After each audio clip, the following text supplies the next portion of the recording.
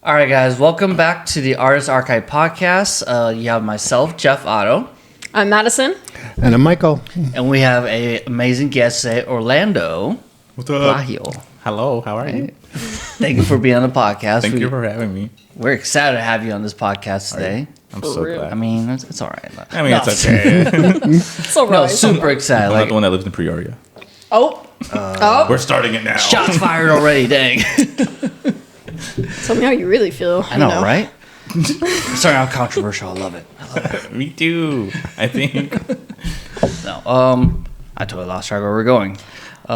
So tell us a little bit about what you do, because we all know Orlando's the photographer, right? Yes. Thank you so much. That's such a title. But I basically do portraits, fashion portraits. So think of anything that you would see in like Vogue and Esquire, like GQ and stuff. It's very like particular in terms of what like I actually do.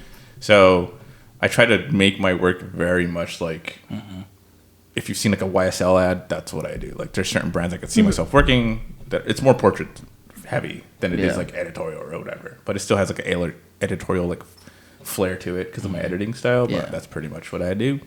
What would you say is like the full range of the different types of work that you can do, photography or even just in general with your brand? I would love to just strictly do like portraits because I know that's my strong suit and I'm very like particular about it. But I mean, jack of all trades for lack of a better term is what I do. So like in Arizona, the market's not huge with fashion. Let's just being honest right now. So obviously it's like bigger in the commercial scene and like weddings and all that fun stuff. So I still do like those, regular jobs still. But I mean, yeah, I can pretty much do everything at this point. The only thing I don't, like my weakest point is probably like product photography, but that's because I don't have much experience with it, And like working behind the scenes in certain sets that do have product, like it's kind of interesting to see like what goes into like just propping up a lip gloss or something. Yeah. I'm like, hello? But I personally am not like strong at that point. Yeah. Wouldn't say I'm not good, it's just like I'm not strong at it. You haven't had much, or at least enough experience in it to really call yourself like... Yeah, like if a client came Yeah. up to me and was like, hey, can you do product photography? I'd like reluctantly say yes, but not because I can't do it, but it's because like, all right, what is specifically the vision that you have? Because if it's a little too complicated, then I'm personally not like overly comfortable. And I have friends who I'm willing to just be like, hey, like I know a person who does a much better job at that. And then if you have any products on the side that I can do like for free, like a mock shoot, I would much rather do that, practice with your product, give you a free shoot. That way I can get my stuff. And then eventually I could be more comfortable to say like, yeah, hire me for it.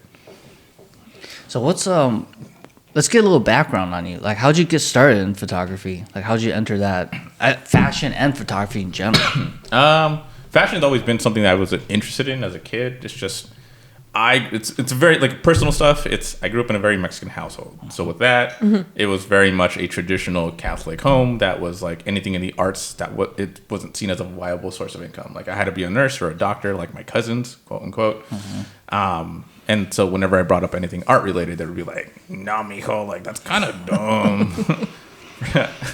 I totally get that from Asian side of things. Like, yeah, you don't pursue the arts or creative. It's like doctor, You have to literally make money. business. And I get that. That's a generational thing. Like my parents grew up poor, so they see anything that makes money as a good thing. Anything else, that's crazy. Like you're risking our sacrifices for that. That's wild. But not going to like hold that against them. I'm like, all right, cool. But with that being said, I started actually drawing. So I really had a dream about drawing like manga and like comic books growing up, really. But as a kid, I didn't really like have a backbone. I got bullied. And so like I kind of gave that up because people were like, no, your drawings suck. They were pretty good. I'm not going to lie. Like I knew how to draw Sonic to a T. Says something about me. I don't know what that means, but But I got drawing, but then I just gave it up because everyone around me, literally everybody around me was like, you're not good enough. And me as a kid, I was like drilled into that. I was like, you know what? Like, I'm just going to give up. You're right. Yeah. You're right. I literally gave the world like their answer. I was like, I'll be a doctor. But then I kept it going. And then in high school, like they like gave me a chance to do like one semester at my last year, like senior year of like photography. And I was like, you know what? I'll pick up a camera because like I like taking photos and fashion's also super cool. So let's see. And I don't see any brand like this is like 2011. So I graduated in 2011. Okay. So, and even what is that, 12 years? No, I can't do math right now. 13 years, give or take. Like, the times then were different than they are now. So when I say that, like, you didn't see any brown kids shooting Vogue stuff or anything fashion related, you didn't see any brown kids shooting this stuff. And so part of my, like, hesitancy with, like, going into fashion was very much like, hey, am I going to be able to make it in a very, like, predominantly, like, elite section of the world? Because I don't see anyone like me doing stuff that I'm doing now. Yeah.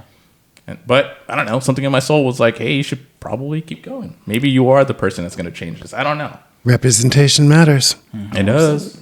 It does. So I just kind of like took it and literally ran with it. Yeah. That's like the way I started. I didn't give up.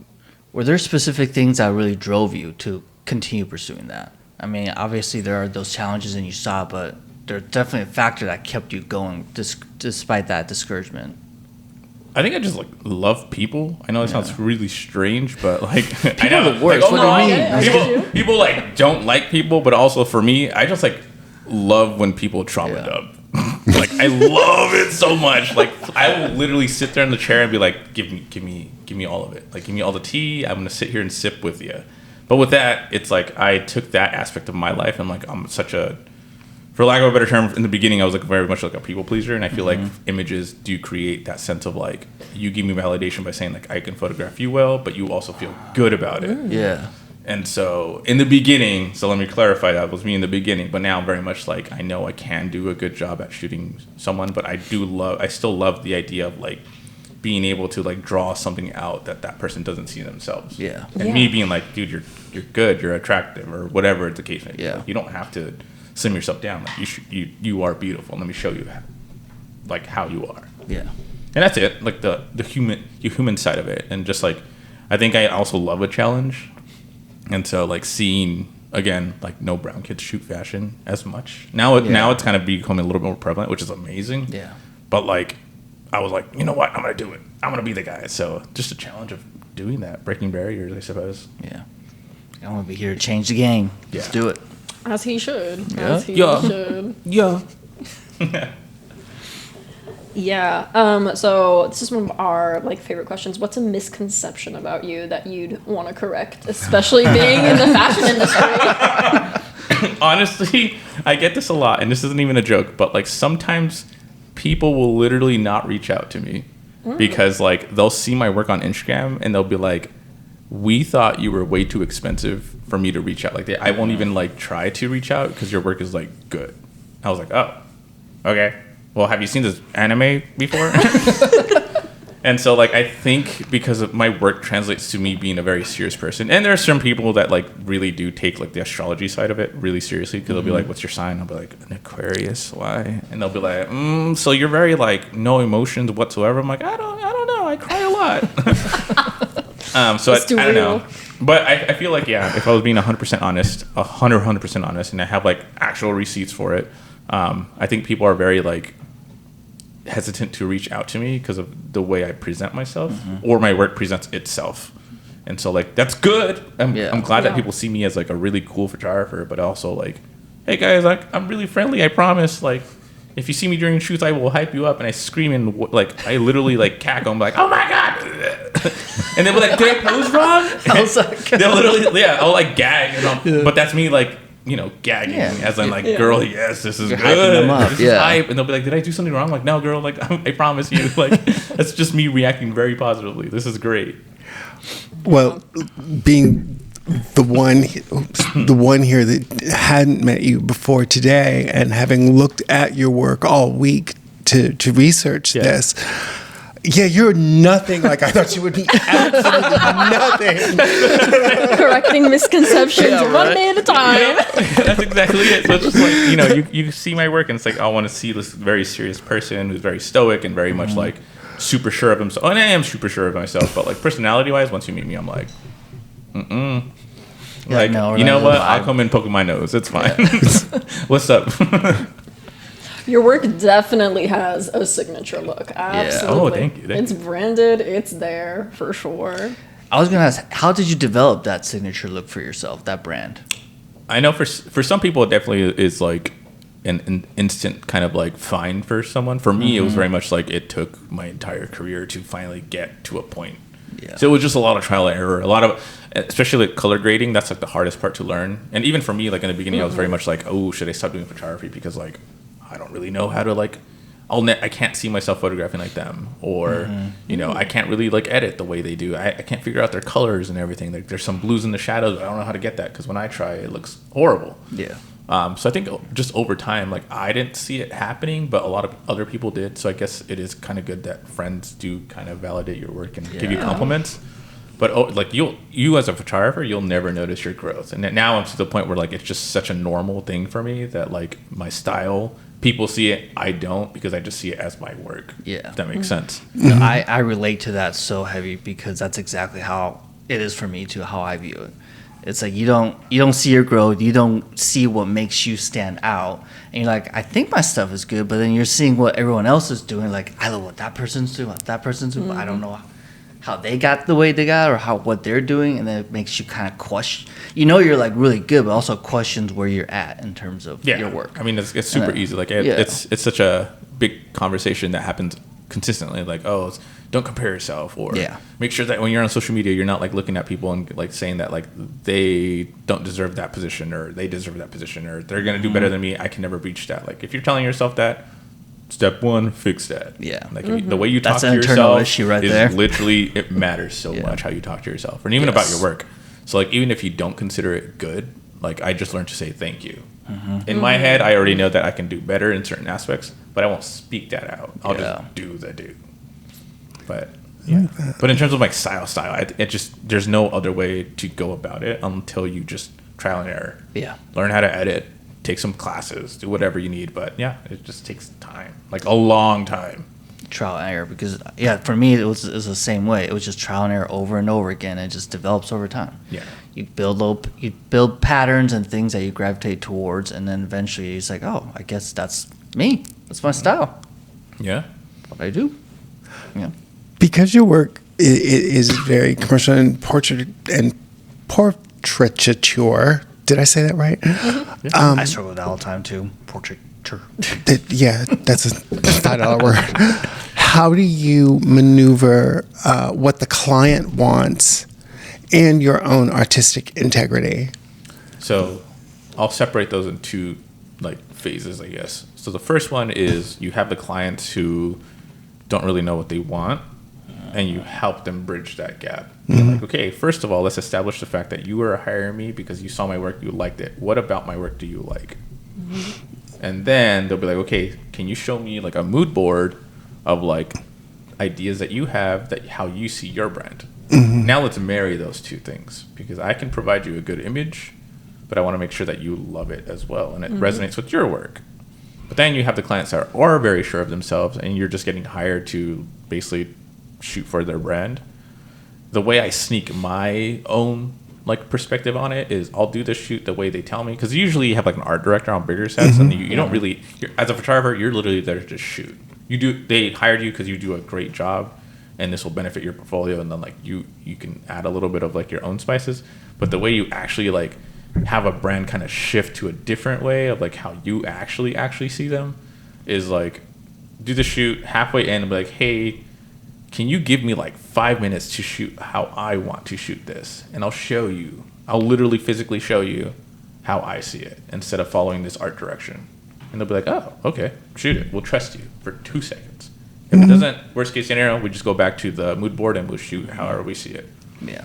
But if you show the person, like and you show it in a very confident way, if you're just like sitting there like, okay, like I have this idea, I don't know if it's going to work, but can we do it? Language matters when it comes to translating your ideas. Approach. Absolutely. Yeah, the approach. But if you like speak it and you're just like, hey, I have this idea, let's try it out. Give me like 5 minutes, just trust me for 5 minutes. Let's do it. That's it. Yeah.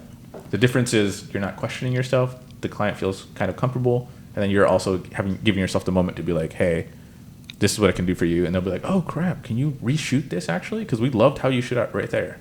Where was this entire time? I'm like, well, I tried telling you, but oops. You didn't. You couldn't trust me. You trust me to take a good photo. You didn't trust me to, like, showcase my vision for your brand, because you were already dead set on it. Okay, that's fine.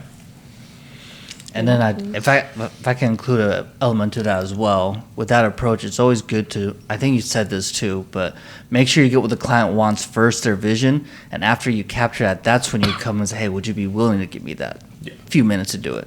Because once you've already done what they want, they're usually more willing to provide that, right? And even then, like a lot of the conversations do happen like before the actual shoot date. So if during the time where like you're spending 2 weeks to like predetermine like what you're going to shoot, how you're going to shoot it and everything, you can kind of add your own mood boards. Like, hey, listen, like I saw your stuff. I don't know if I really agree if this like really resonates with your brand. How about this? And I'll show them like a mood board and images that I think would probably inspire them more. Usually, and I'm really very open to it. So it's more of a collaborative effort than it is like me listening to them or them listening to me. It's more of like, I just really want to bridge. I want to make sure that you as a client feel that this is collaborative versus just strictly like, I am the professional in this room.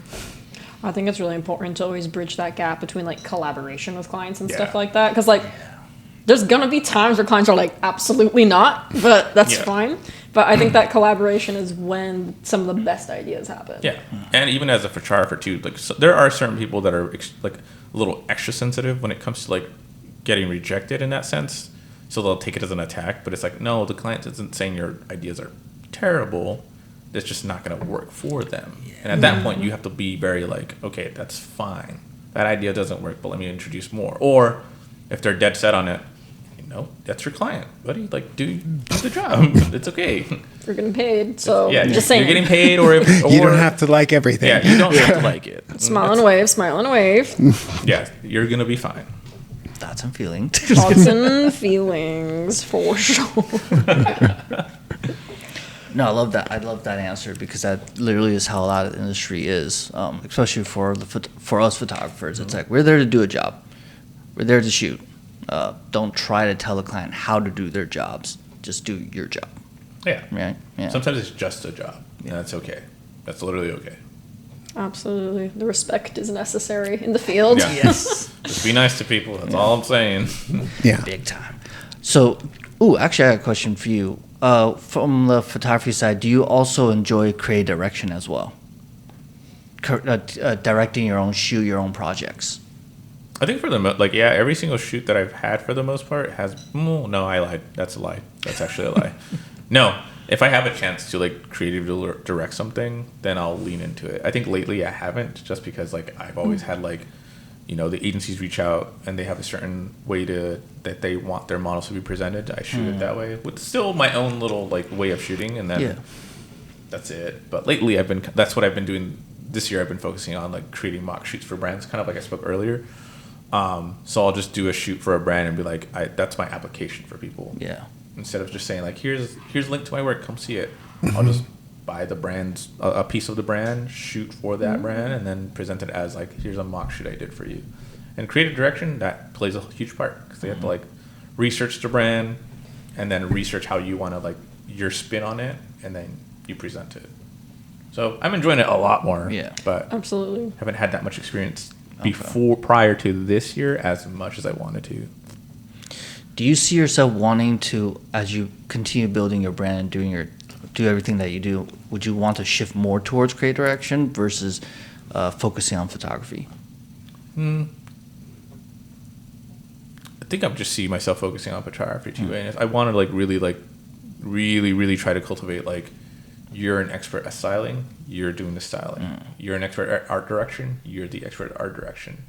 And then I'll add my own 2 cents to it. I want to be the photographer that like speaks very like candidly about like what I like and don't like on set. Okay. Yeah. And being comfortable with that, making decisions for everybody, because I'm the one that like mans the ship. Yeah. And then everyone else also mans their part. Like the ship doesn't work if like one person isn't comfortable with the idea. So then we have to figure that out. Yeah.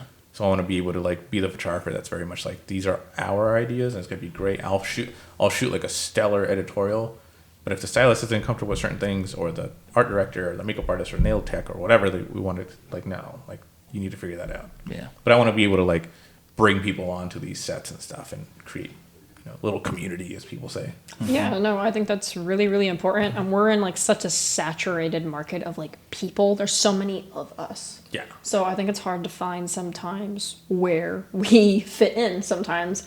And for you, it's like you've built your brand and all of that, and it's like weird to see all of these like, I don't know, other photographers maybe even, you know, as we were gonna say, copy or are heavily inspired by your work. So how do you make sure you're standing out compared to just the saturation? This is where the controversy Ooh, begins. this one's kind of like easy to like answer for me. But I'm gonna double in. It's gonna basically answer the question that you asked me previously and this one, because I just forgot to say it. But it's always good to be jack of all trades. But I think it's even better when you just strictly focus on one thing. So for me, like to answer your question, like I would much rather focus on being a better photographer than trying to be a better art director. Because my job and my passion lies in taking the photos. And so for that one, you know, everyone wants to really try their best to be good at literally everything. I want to be a good product photographer, but I'm also going to be a good portraiture photographer. I want to be good at fashion, but I also want to be good at boudoir or whatever other subjects are out there. Yeah. They want to be good at everything, which is great. As a photographer, you should probably be good at everything if you can take a good photo. But what's going to make you a really, really strong one is focus on the thing that like you're really good at and like really lean into it. Yeah. And that's just stuff that I learned from like studying under like really renowned photographers like Inez and Vinud, who shoot like Lady Gaga and stuff all the time. Yeah. Like they told me like, yeah, you do such a good job with your like lighting and portraits and stuff. You should lean into it because you look like you shoot for Zara already from where you're at. But if you want to do fashion photography, just lean into it really heavily. Explore the brands that you see yourself photographing and like lean into that versus trying to be good at everything. You're just good. Excuse me. You're just gonna be. If you're just good at everything, great. You're good at it, but you're not like an expert at something. And that's just trying to. You have to kind of be honest of like what direction as a photographer or creative that you want to go in. Like, and it's okay. But that's just me though. That's my 2 cents, and it's worked out for me in such a spectacular way. Yeah, I love that. Credibility building and all of that. Yeah, it's just focusing on that one thing. So I'd much rather be a really phenomenal photographer that does portraits and be phenomenal at portraits than try to be like good at like all these things. Yeah. I would definitely say your approach definitely does show in the sense that it's what you do, you are exceptional at. It stands out. Yes. You know? Yeah, thank you. Yeah, photographer from photographer, I see your work, I'm like, oh God, he's so good. You can come on set whenever you want. You know, we got all the Orlando fans in the comments right now, Oh my heavily God. Inspired. Hi, how are you? What do you want the fans to know about you? So I promise you, I'm a nice person and I'm really quirky. Like my That's work, just an excuse my for work saying it's an looks Aquarius. like yeah, I guess I'm an Aquarius. Yeah. My whole chart is Aquarius. What did I say? Aquarius Sun, rising Pisces, Moon in Aries. Yeah, I'm a little airbender. Yeah, right. But I don't know. Just that like know that I'm like a patient person.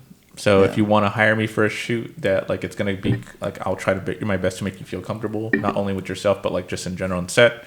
I'm a firm believer in making sure that everyone's safe. Everyone has a changing room or some area where they have privacy.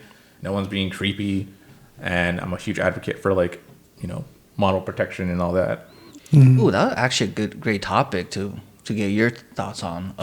Like model safety. What are things that models need to be aware of, or even photographers, like things just don't do that. I think the huge one for models, a huge one, just because I can't really I don't work with everyone, but if I were to give like a huge piece of advice is like make sure you're researching the agencies that reach out to you, sign you. Oh yeah. Because there are some creepy people out there, and there's also not legitimate agencies. But otherwise, like on set, just make sure that sometimes it'll cost you your job, but your safety is not worth the job sometimes. So you can say no. Yeah. Make sure that if the photographer like on paper or something, just have like a trail, like emails or whatever, of just saying like, here's the idea. This is what you told me we were gonna do. So you telling me that I'm undressing myself is weird. You should probably leave. Like it's okay. And sometimes, specifically women, they're very scared of saying speaking up for themselves because the photographers will spread rumors and be like, that was such a difficult person to work with. Yeah. This happens to women a lot more than men, but don't worry. Like you should just be that difficult person then. Yeah. Allegedly. because You want to be that model that sets their boundaries, Yeah, set your regardless of boundary. if someone is going to complain Yeah. about you setting your boundary. yeah, let's set it. Yeah. Don't. If you feel creeped out, you feel creeped out. Say it in person though, like, and then get out. If it's an unsafe situation though, like, get out. Get as out. fast as you Right, can. as fast as you can. Find But the definitely exits. say no. But Yeah. always like, I'm a huge advocate for safety. So like on my sets, like you can bring a friend. Like, if there are certain Yes. aspects, like not that I'm a creepy person, but if there is a certain like outfit or something that makes you feel not so comfortable, let me know for sure.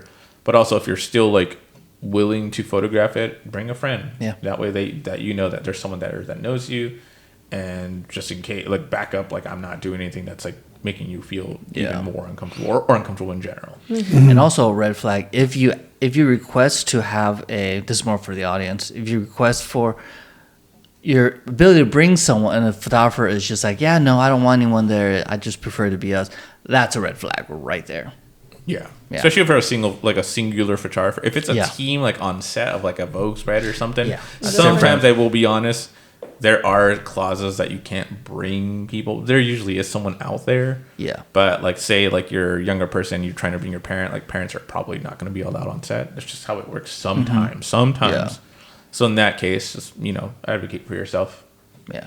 I guess I should specify that. Yeah, if you're working with like a project or agency or brand or company, they do have closed sets sometimes where they don't want random people just coming in. Yeah, like the more But, professional yeah. sets would probably do that. And yeah. But then if it's like, yes, you working with a model, just working with a photographer or a smaller team or something like that, and they're just like, yeah, we don't want you to bring someone. It's like, why? Yeah. Yeah. But I also researched their work too. Like, Yeah. And then for photographers, just have contracts, everything in writing. Yes. Contracts are huge. Or just like an email, just even to follow up and stuff, because certain brands like to take advantage or whatever the case may be. And also, make sure you follow your NDAs if you sign them, because it can bite you in the butt if you explore speaking about it on TikTok or something. But otherwise, like I'm thinking, in photography wise, like there's just like a business side to it that you should protect yourself from. That's it. Definitely have the paper trail. Yeah, like you were saying. Yeah. Paper trail, contracts, NDAs, just keep everything on record, and definitely communication beforehand in terms of making sure what the expectation is, right? Mm-hmm. And then there's one more that you said that I thought was great. I forgot. And me too. Yeah. But it's on camera. It's on Recorded. Absolutely. Would you say like you're more of a technical photographer just because you definitely lean into portraiture? The funniest part is no.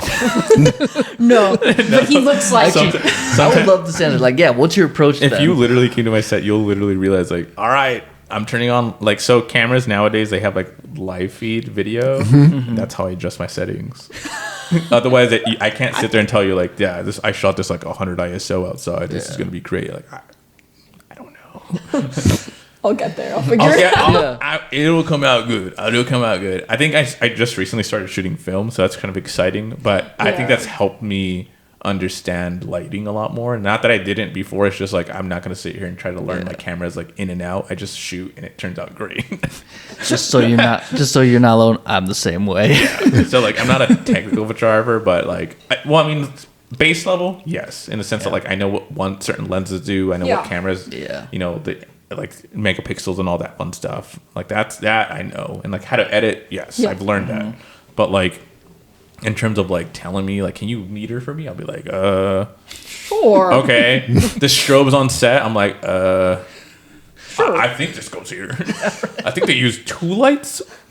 And like, I'm still trying to figure that part out. But again, that's probably what I should lean on to the team members, like a light tech or something that kind of does that a little bit better. But for me, I should probably learn that regardless. So learn the lights. I'm learning it right now, but I'm not good at it. No, I relate to that so much because I'm the same exact way. If people ask me the technical stuff, I'm like, sure, I think that's how it works. And most people don't realize this half the time. I'm just figuring it out as I'm shooting and going. You just have to act like you know what you're doing. Exactly. Yeah, just Be confident about it. And that's really true because of our little conversation we had, and you said, did you think, yes, actually I did. You know, Which part? The about shooting and editing and that kind of stuff. And Oh, when you yeah. said, and yeah, actually, I did.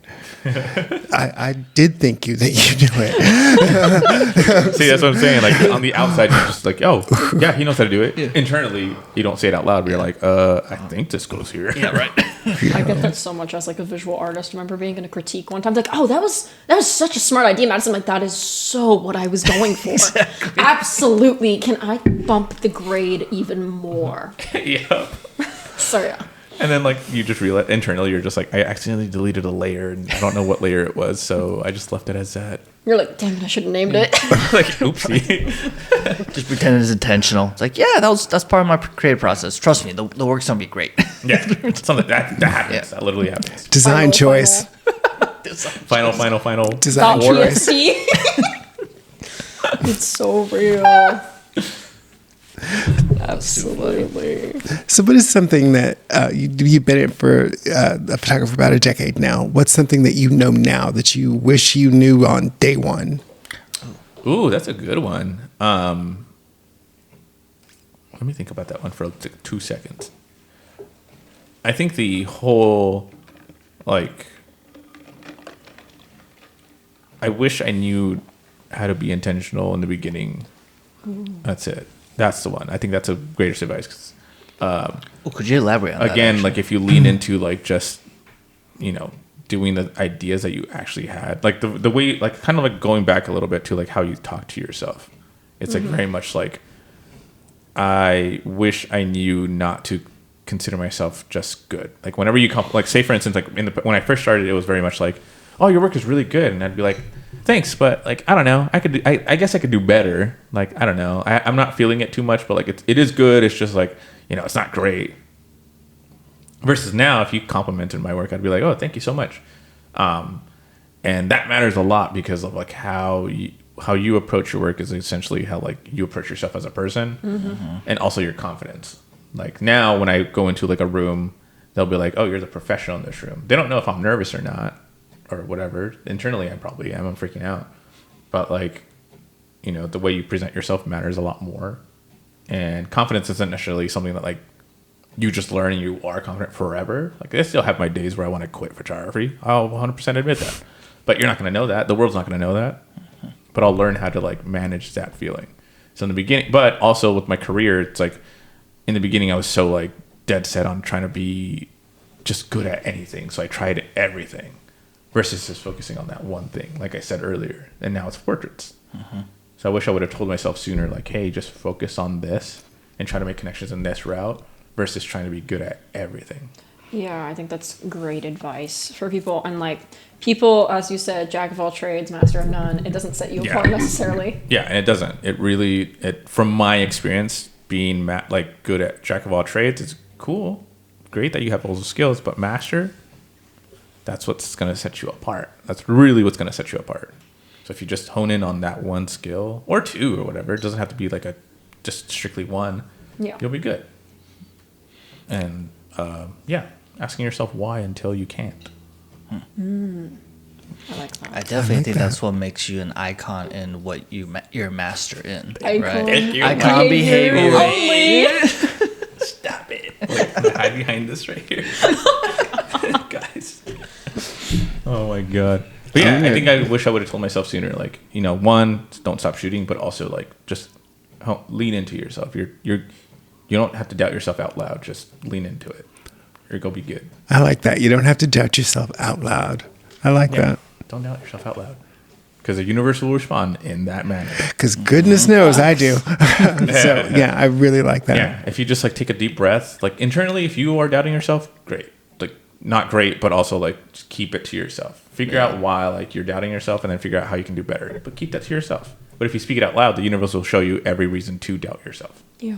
It'll be like, oh, you're putting this energy out? Okay, cool. Like, let me show you all the things that will go wrong on this set to make you doubt yourself. And you're right. You know what? I'm going to prove you right. If you doubt yourself, yeah, you do suck. I have a question for you. What's up? What's it? What do you think Mark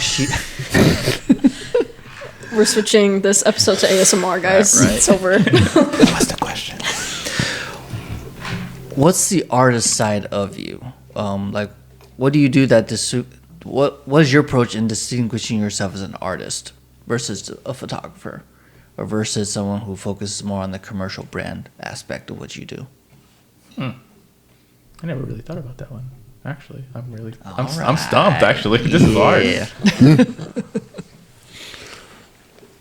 Dang, I don't know how to answer this one. Do I? Me doubting myself out Yeah, loud. right. The universe is gonna come back. You just said. I think my personality plays a huge part in that. Honestly, I think. Yeah. Let's just say that. Because as an artist, I think how you treat people and how you are as a person kind of like really helps people out. So if you're like, oh, never mind, maybe I don't know. That's a good question. Right. Food for thought, I guess. Yeah. So something I'm kind of noticing is like you like the human element of connection, right? Oh, you know what? With what you that work. answers the question. It's the human connection side of the artist. Is Like that like that's it. I can bridge the gap between like something that's super fantastical and then showing the real life person that they fit into that world. There you go. Ooh, I like that. What about you, Jeff? What's yours? Dang, that's crazy. Wait, what? What's your artistic? Yeah, what's your artist? Wait, artistic. Did I say that right? Artistic. I thought You're I not said supposed to autistic. throw the first. question back at me. Jeez. Hey. No, but I love it. I mean, you're the photographer too, so let's Yeah. go. Let's go. I love how I asked a question without even thinking what my answer is. Have you written an artist statement? Might be a good time to. Just saying. Let's see. See what I mean? It's hard. Yeah, it is. Now I know how it feels. Shit. So as far as an artist, I guess my background has always been more on the art side of things. Photography was something I picked up at secondary. Okay. So I started off drawing, I started off painting. I went to school for branding and graphic design. And then it wasn't until I picked up a camera, which I always wanted to be a photographer. I always wanted Which, by the to way, capture side those note, your images. logo, the GAO, Appreciate that. is good. I love that. When I finally finalized on it, I was like, "That's it." My instructor, when she saw it, she's like, "Oh, that's a juicy J." I was like, "Well, yeah, I mean, It's OJ. yeah." In a weird way. Anyways, but yeah, as an artist, I try to capture. I think my artist approach is I try to tell a story and capture a moment that cannot be relived or recreated. Ooh. That's what I love to do as an artist. Okay. When I draw, that's what I try to create. When I paint, same thing. Whenever I'm designing, I try to or graphic design and branding. I try to tell the story of whatever it is that the brand wants or whatever. But even with photography, I want to tell a story that is very unique and that is a very specific moment. Oh, sick. Love that. Candid. We love Yeah. it. Love it. Love it. Love it. Real time, love it, man. Yeah. That was solid. Yeah. And then I actually had a follow-up question with you on that as well. What is your favorite work that you've done? 3 pieces. 3 of your favorite pieces? Yeah. Dang. Oh, my God. Oh, dang. You got me. You're like, I like all of it. What do you mean? Yeah, You like that parent? Actually, I like no, all my kids. Recently, like one of my films I shot with a model named Kimberly. I don't know if you guys saw that with the red tights. We love Kimberly. So I wanna she's work with her so super, bad. super great model. But like my film for that one was like actually, Yeah. I was like, oh, this looks like a early 2000s like a fashion ad because like the graininess came out well, the reds came out super well, Good. like everything was really good. So film wise, that was my favorite one to date. I'll say this. When I saw that, I was like, oh, God, it's so good. It's like, I hate you because of how good it is, but I love it. Yeah. The one thing I will be honest about is that like I personally don't know how to process film yet. Like I don't do like the chemicals myself. I send it to a lab. Usually go to like Wilson or Strap. Yep. And I believe they kind of, figure out how to edit the images to my liking or specifications. Okay, Or yeah. if I don't really ask them to specifically, but I think that's how film labs work. I could be wrong.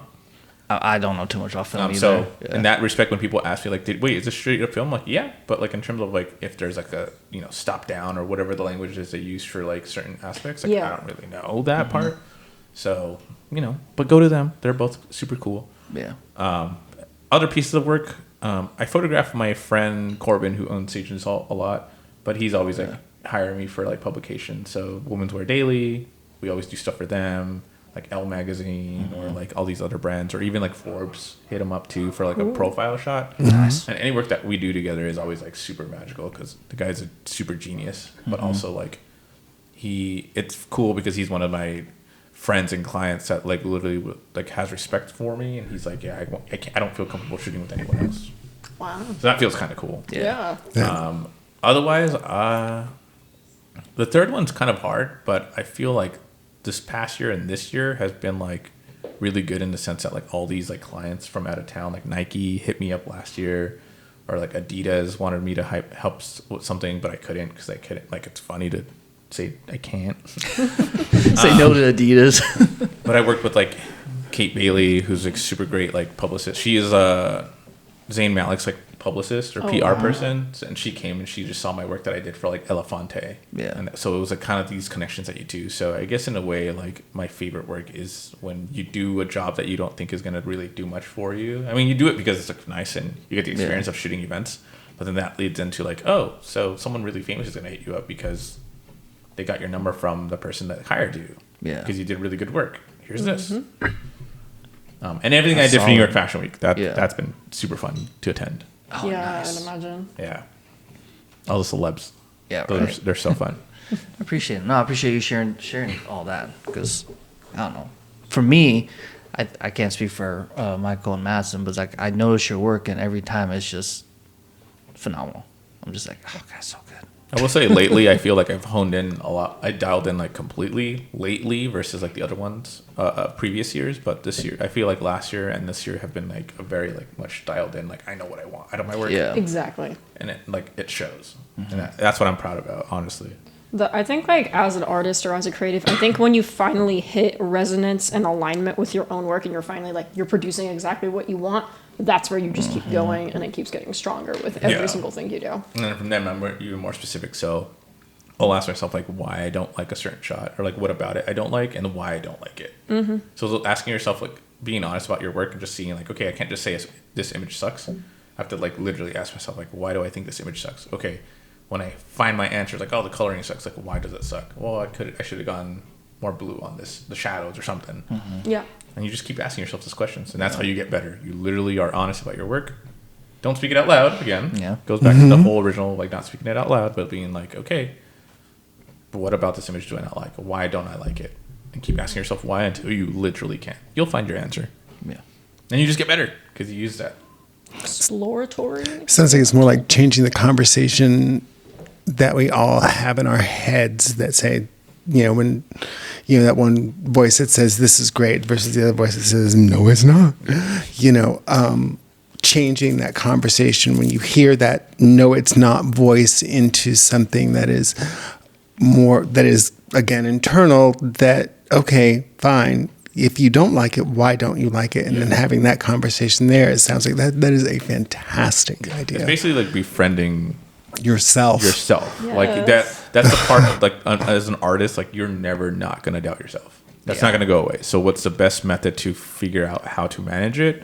It isn't to say I shouldn't be sad anymore. That doesn't fix anyone that's depressed. It's why am I sad? Or why am I thinking I'm not good? Okay, if I don't think I'm good, what is it about that I don't think I'm good? There's a specific reason why you don't think that way. If it's more internal, figure that out. If it's more artistic, you may just be beating the hell out of yourself, and it's actually really good. And honestly, when I have bad days or when I'm stressing out, like all the bad thoughts do kind of sink in a little bit deeper than they are actually should. Like when I stress out, I get like easily like peeved and stuff. I'm like, but it's not that serious. Versus when I have a good day and something stressful, like the same situation happens that's stressful, I'll be like, oh, well, okay. That happens. It's life. That's what happens. Like we're just gonna deal with it. Yeah. So when you're an artist, same thing. Why don't you apply that into how you talk to yourself and about your work? Just be patient, ask yourself the question, and then find some growth out of that. Versus telling yourself you suck. That was, He's like, man, that's crazy. That's crazy. Wild. Seriously. I didn't know this was therapy. What is Thank that? you. Seriously, thank you. Hard to start, guys. Real talk, guys. Yeah, Just oh my saying. God. We're here for your therapy session. But you- Dump on it. You know, that's one of the things I like about doing this, though, because we do talk about our demons, and sometimes they are personal, and that internal conversation is something that I struggle with all the time. Yeah. You know, and I'm perfectly willing to say that, and so thank you for that. Really, really. Yeah. So universally, I think people are just like, when they are upset, it's not at you. It's more there's something inside. No, they're upset at Shaped me. it, Trust you know? me. Or they're upset at you. You know what? Go yeah. off. A bit of a bitch. You know how it goes. You didn't give off that vibe. No, trust. Are you Aquarius? Yeah, February 2nd. Remember? Oh yeah. I think we both are. Yeah. Wow. I know how evil you are. Don't call me out like that. I don't know about you guys, but I've like gone through some of my old sketches before, and I was like, why did I think this was bad? Or I'm like, wait, I actually really kind of like how I did that.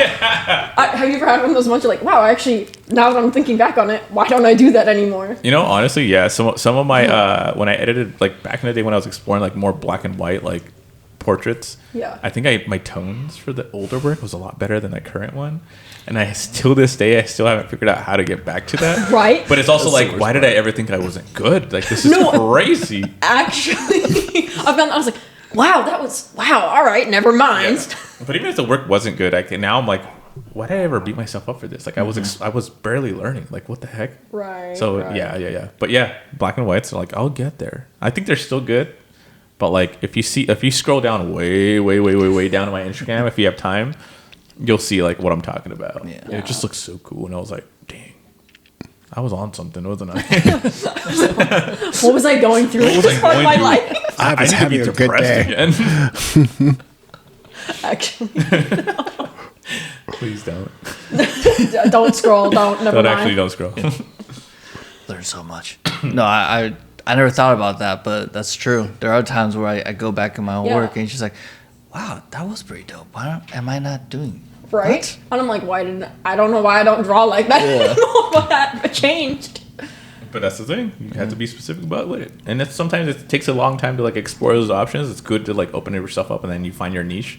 Yeah. But like, yeah, you can look back at old work, get inspired, and draw that in this way that you draw now. So it might Yeah. change, might improve, or might change completely. But it's good. That's good.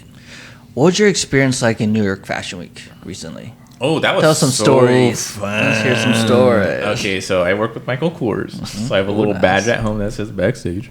But no, it was a fun time. So in February, I don't know if I agree that they should have a fashion week during February because it's really cold. Like that is literally crazy. Yeah. And I think they were having talks this year that they're probably going to get rid of the New York Fashion Week in February at least because September is such a much bigger month and the weather's a lot nicer. Yeah. But we'll see how that goes. I mean, fashion's always like ever changing. But in terms of like my own experiences, we kind of had like dinner with Bad Bunny, and that was kind Just of kinda. it was Yeah, like just a kinda, kind no of big deal. it wasn't like a planned one. He like walked into a burger shop, Yeah. and we were just like, "What camera are you shooting with?" He had a little film camera around his Yeah. neck, so it was really cool to meet him and like take a photo with him. But in terms of like the fashion aspect, I think it's always funny to see like how hardworking people are. And like how much of a thick skin you kind of do have to have because when you go backstage, it's like it's much different than like anything any Arizona Fashion Weeks are doing. Yeah. In the Yeah. sense that like, you know, here it's very careful and you know there's not like different hubs hosting different shows and stuff. There's always just like a central thing. In New York, it's very much like here's the address for this show, and then when you go backstage, it's like everyone is literally dialed in. Yeah. And if you're in their way, they will tell you. Yep. You're in the way, get out. Like or get cussed out. Mm-hmm. Is that nice? No, but that's just it is literally how fashion works. Yeah. It is like the bread and butter behind the scenes. If like people are trying to do their jobs, get out of the way. They don't tolerate BS They in New do York. not They tolerate do not. it. Especially with the more like prestigious brands. Like you're there to do a job, do your job. That's it. And they expect exceptionalism. They expect competency. And if you show any type of like you just might not know what you're doing, they're like, yeah, you gotta Yeah. go. And they'll tell you. They'll Yeah. be like, no, you're good. what's it? If I can make it there, I can make it anywhere. Yeah. Exactly. Yeah. Exactly. But it's so That's- fun because like, you know, at the end of the day, like when that show's over, the person that you thought was like, for lack of a better term, a bitch. Yeah. They're actually the kindest people because they're just like, sorry, I was just so stressed out in the moment that like, Yeah. yeah. But it's because like it's such an intense thing backstage. Such intense. It is. And like the cool thing is that like celebrities, they're just real people. That's the thing that's the little like Wizard of Oz moment is like when the drapes fall down, you start realizing like, oh, Paris Hilton is pretty tall, but also she's like the sweetest person ever. And then you have like articles come out about that person being like, oh, they're a person, they're horrible and whatever. And they're like, actually saw that happen go down. I saw that event go down. They weren't like me. They just told someone to like, if they can move out of the way to like get their photo or something. Yeah. Stuff like that. And that person couldn't take it. Yeah. And that person literally couldn't take it. And they'll be like, you know, they're not extra sensitive, but like that person couldn't take it. Or maybe they are. Yeah. I don't know. I had a celebrity almost hit me with a car once. I took it. You took it? Like, please hit me. You're like, I'll sue you. Thank God. No. It wasn't that at all.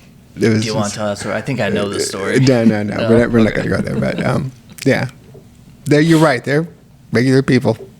But yeah, they're all regular. Sometimes they have bad days. There are certain celebrities that are like not the kindest people, but that could be a projection of something. Yeah.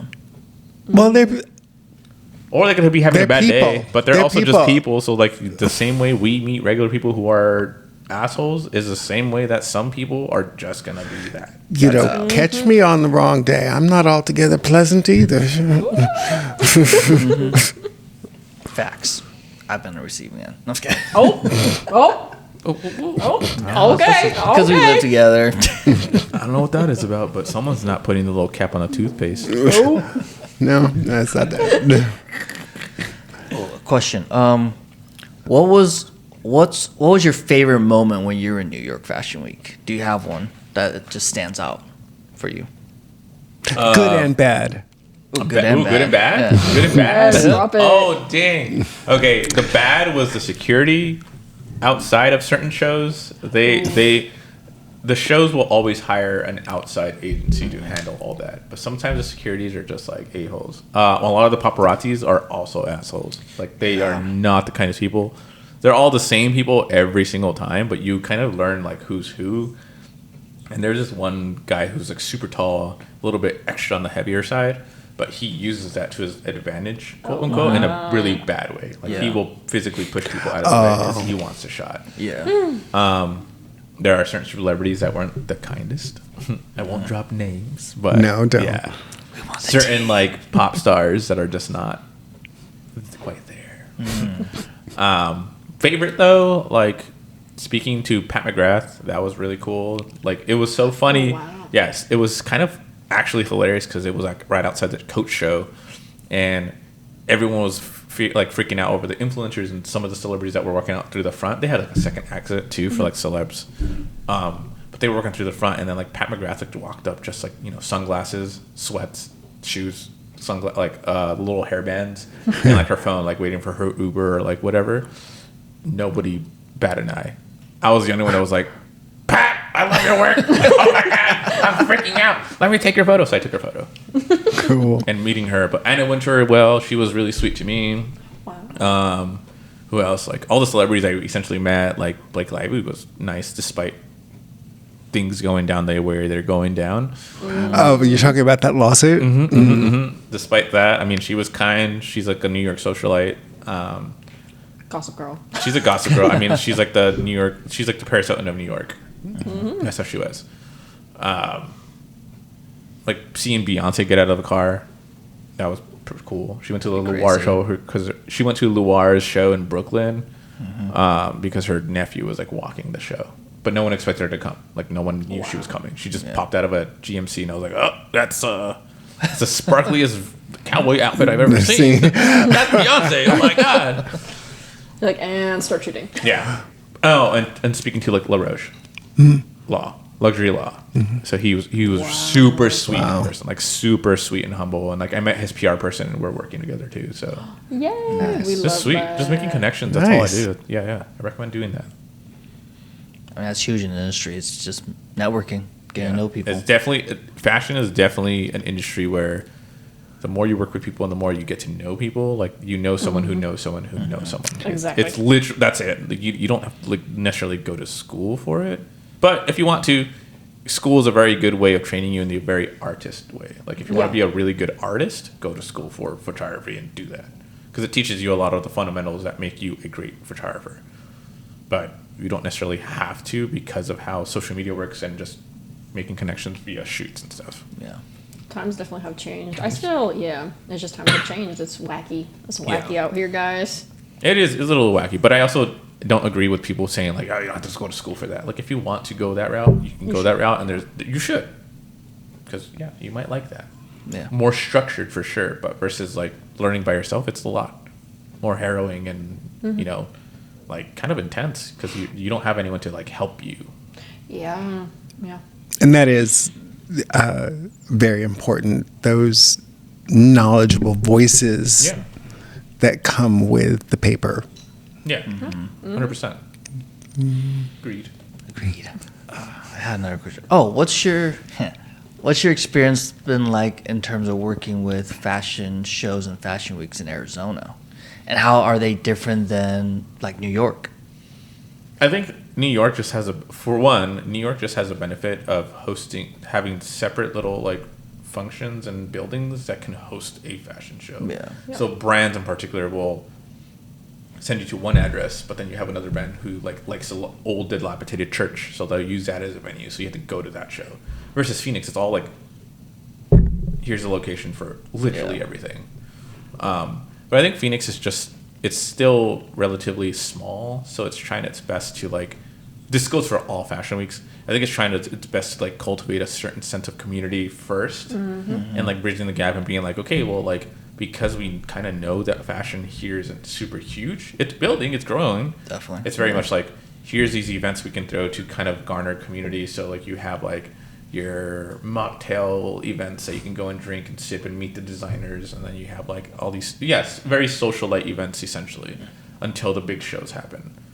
But I don't know, it's a lot different because I feel like it's still, despite that aspect, I love the community sense of it in Arizona, but I feel like it still needs to really dial in the fashion aspect of it. Yeah, that's it, because fashion weeks here in Arizona are more social light events to me in my eyes, versus like actually fashion art, music, and that's just because I'm so exposed to like seeing a venue get turned into like whatever the theme is for that collection that the artist did. And that could be a money thing, honestly, budget, but I would much rather sit in a show that has a certain theme to it, and then like you spend all this money to essentially showcase your collection for like 10 minutes, because that's all the fashion shows in New York do.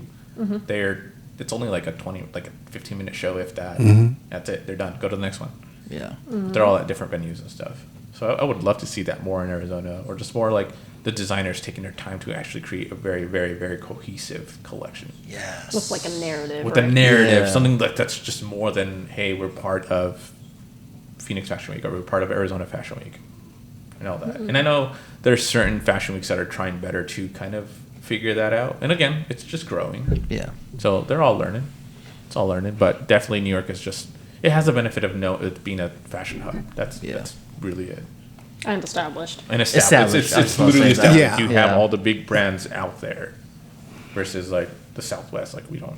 Like I would even argue that like LA Fashion Week isn't like, it's still establishing itself. As like a big market. I definitely agree with that, because everything you kind of said is very similar to how I feel about fashion in Arizona, and especially fashion weeks and fashion shows. It doesn't focus on the fashion. It's very, I love the community aspect of it, but it just feels like it's just a bunch of people just trying to throw a party, versus it actually being a fashion show.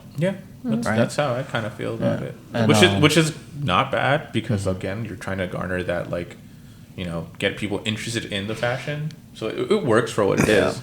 But I'm a little bit of a stickler in that sense. So like I wish it was more fashion forward, I suppose. I get it. I'm the same way. For sure. And I think the fashion shows definitely need to be, I think they should be more of an experience, except to how you're talking about, or to touch on your point of the designer having a full collection or having a theme and something that ties it all together versus it just being, I don't know if it's a popular opinion, but I want an experience. If I'm attending there and I'm there for X amount of time, I want to feel like I'm part of something that I won't see somewhere else. Yeah. It's that artistic vision. I think that's what you're looking for. Is Yeah. that, like, someone's really taking their time and trying to show you like an inner world that they've had. Yes. And that's interesting. Yeah. So yeah. Not that we hate ready to wear, by the way. Oh yeah, no, not No, at all. not yeah. again. Get ready to wear. Yeah. I get like every designer and brand want sales and they have to sell their product and Oh, so yeah. on and so forth. But it's like, I want to see a show. It matters. There are some designers doing that, so Yeah. that's what I'm Oh, excited about. definitely. I'm Yeah. excited about it. Yeah. Yeah, We love it. we did. Yeah. Jump in a time machine. Take us forward 5 years. What does it look like for you?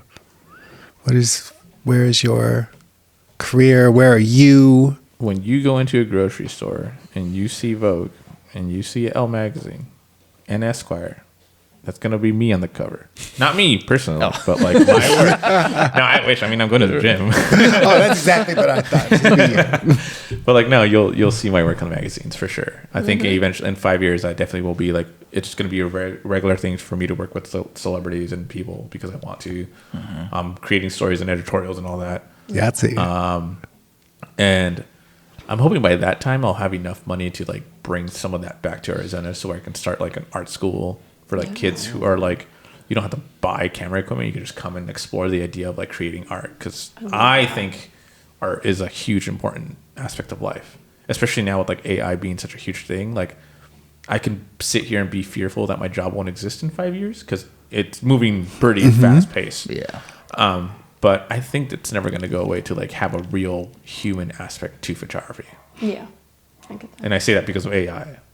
But in 5 years, yeah, I'll be shooting covers. I'll be traveling the world and shooting like editorials in different parts of the world Living life. and living life. Because doing it. you actually kind of touched on it. I wanted to ask you about AI and being a photographer because it just seems like it is everywhere. Yeah. You I think know. it's beneficial in the sense that like if you use Photoshop nowadays, you can like remove something very easily now because it like replaces it. And I think AI will just eventually get better with what it replaces. Is it scary? Yes, because in the creative sense of like, even if you're like a graphic designer or like whatever the case, like whatever background you have in like that, it is kind of taking place, replacing. Companies are legitimately saying like, hey, we'll release a whole editorial using AI models, but it's our clothes. Or here's an app that like can create a logo for you in 2 seconds. You just have to type in like what you want in your logo, what it is, and then that's it. It'll spit out like 5 of them in 2 seconds. So, but again, it can be scary, or you can lean into it. And the way I'm leaning into it is very much like, I'm just going to keep on going down the road I am. Like, I'm not going to be scared of that. It's going to replace me, but I'll use it to my advantage in a certain way. And then I think eventually it'll go up first in the sense that like AI will take over a lot. And then it'll go down where it's like, oh, well, AI makes people look very plastic. I don't really like it doesn't feel human. It doesn't feel real. So I think we want to hire I can photographers. usually tell when it's Yeah. AI because the Yeah. people just look too perfect. Yeah, it's like too perfect. Yeah. And I think there's going to be it's kind of like with the way film and digital worked, where people were shooting film, then it went to digital, and people were like, oh, it's replacing film. And now Film's coming film's back. coming back. Yeah. Same with vinyls. People loved CDs or cassettes, and then it went to CDs. And now Vinyl records. the bigger market is literally vinyl records, which is insane. I have a vinyl record upstairs. It was like it's worth $100. I love that. But yeah, I think there's going to be a human. Like I'm not fearful of it because just people are going to want the human aspect of any art to be a part of their life. Human connection. And I think that's honestly going to be like worth more in the long run. Yeah. I definitely think it's the element of figuring out how to make AI is a tool. So just figuring out how this is a new tool to make yourself stand out. Yeah. To keep doing what you're doing. But also like practical effects always. Yeah. Yeah. It's going to be They cool. hate it, right? There's also energy. Yeah. AI doesn't have energy. Yeah. And that's the thing that I like. That's the bit for me. AI doesn't have energy.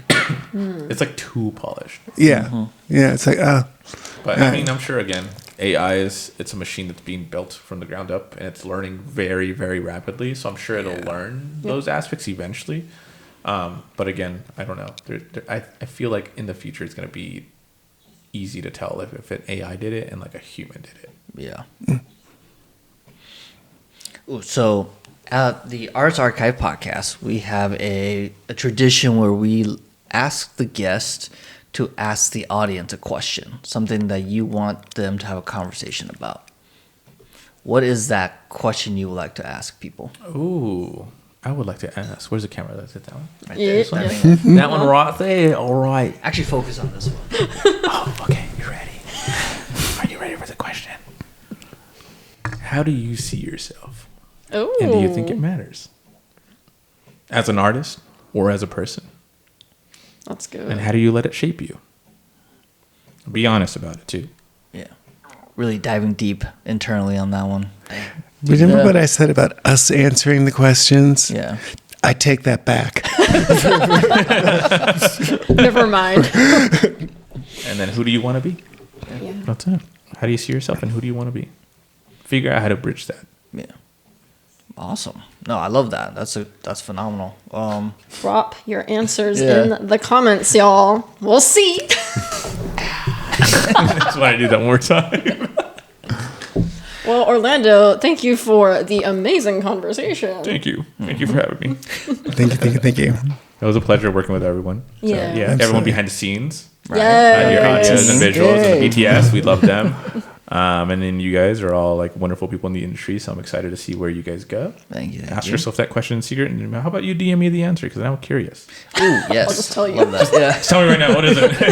It's like I must know. But yeah, otherwise, I hope you guys enjoyed the conversation. Oh, Okay. great. No, definitely. What is your social media? We didn't even Oh, yeah. do that. What Give are us all you- your social media. Yeah. Give us So- your everything. It's really simple. It's my IG is Orlando Pelagio, so ORLANDO, and then PELAGIO, and that's a P like as in pet. 'Cause sometimes people think I'm using a B, and I'm like, okay. But otherwise, that's my name pretty much in every social media aspect. I just use my full name because it sounds kind of cool, honestly. Yeah. Orlando Pelagio. Icon Does behavior stand out. only. Yeah, exactly. Oh, wow. Right. Make a brand. Are there other social media platform, or what are all the social platforms that you are currently on? You can find me on, for my work specifically, you can find me on my website, which is my full name, Instagram, and then I just downloaded this app called Photo, Photo. Okay. And it's basically like a photo curator app that just got released that like really caters towards like photographers, and you can kind of post things that won't get you banned on Instagram. Okay. But it's cool. You can find me on there as my full name as well. And then, I mean, yeah. If you want to find me on TikTok, I don't really post photo related stuff, but I probably will soon. But it's Chef Boy Arby's. That's amazing. CHEFBOI, and then Arby's if you guys like Arby's. But it's a play on Chef Boyardee. Awesome. Definitely get connected with Orlando and all his platforms, and we definitely loved having you on the podcast and having a chance to have a conversation, getting to know you more. Yeah. Right. Yeah. All right, guys. Any other questions? No, No, we're good today. I'm good. All right. Thank you. All right. Have fun. Yeah. Thanks, guys. See you guys again Bye-bye. at the next episode. Bye. Try to top this one. Yeah. Yeah.